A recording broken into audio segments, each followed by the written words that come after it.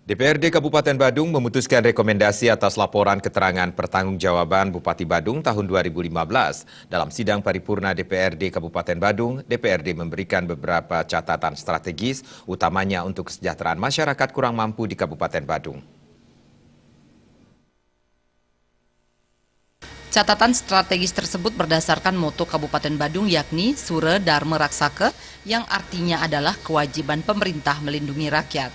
Wakil Ketua DPRD Badung Made Sunarte mengatakan, pemerintah Kabupaten Badung memiliki banyak kewajiban, salah satunya adalah menjaga masyarakatnya terbebas dari kemiskinan maupun dari pengangguran yang merupakan permasalahan yang sangat krusial dan saling berkaitan. Berdasarkan data dari tahun ke tahun, jumlah rumah tangga miskin sudah mengalami penurunan, namun hingga tahun 2015 masih terdapat kurang lebih 8.000 rumah tangga miskin atau 2,5% dari jumlah total rumah tangga atau setara dengan 14.500 jiwa. Sehingga untuk ke depan mengoptimalkan kinerja tim koordinasi penanggulangan kemiskinan, selain itu menyediakan lapangan pekerjaan melalui dana CSR. Catatan lainnya adalah peningkatan dan perluasan akses layanan kesehatan, penguatan kualitas sumber daya manusia melalui pendidikan dan peningkatan kecakapan hidup, serta pengelolaan pendapatan daerah. Hal-hal yang kiranya perlu sekali, terutama adalah mengenai pengentasan kemiskinan. Karena kemiskinan di Badung itu masih ada kurang lebih 800.000 KK atau 2,5%.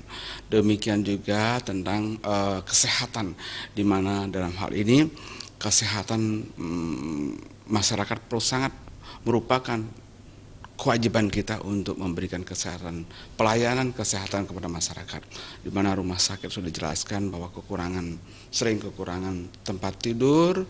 Kita harapkan juga rumah sakit yaitu masing-masing puskesmas dapat pelayanan rawat inap di sana.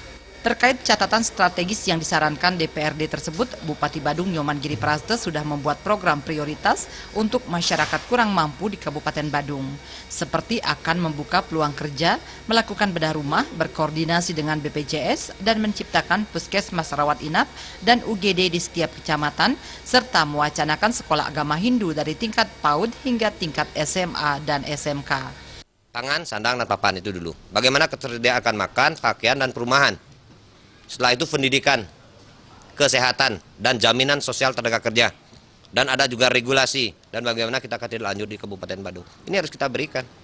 Ketika berbicara masalah pelayanan, sudah pasti cepat dan murah. Dan ini harus kami lakukan, kami terapkan, apalagi ke depan kita akan mengedepankan yang masuk dengan Smart City.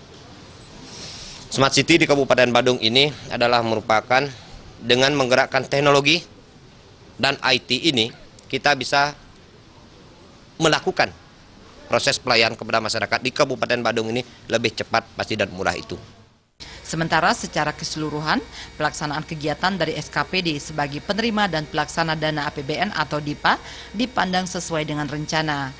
Hal tersebut dapat dilihat dari capaian fisik terrealisasi sebesar 94,78% dan realisasi keuangan sebesar 82,18%. Jaya dan Supiatna, Bali TV.